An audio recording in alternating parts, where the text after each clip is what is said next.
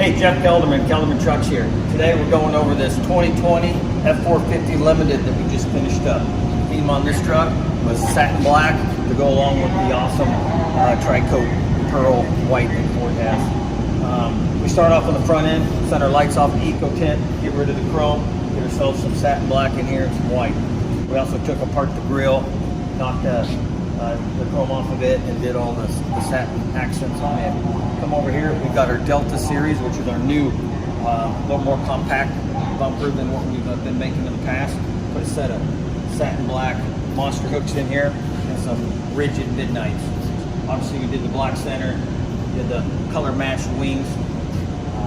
This pearl white is so awesome because it's just so deep. You can see the depth in it, so it turned out just awesome.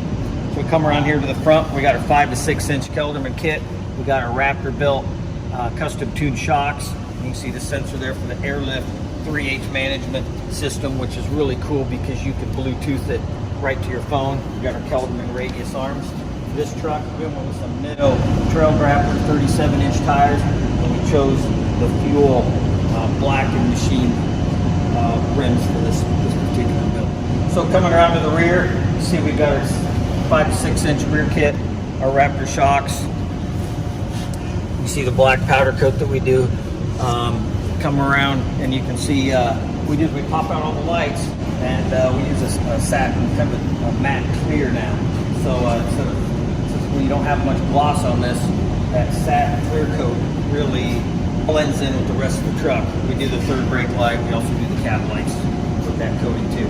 So you can see on the rear we've got our Alpha Series bumper, got the tow hooks. You can see the sensors, everything in here. Got our rigids back here, so when you back up, you can see where you're going. We've got the air chuck, so you can use to air up your ATV tires or bicycle tires or what have you. And we also did the satin on the back panel here.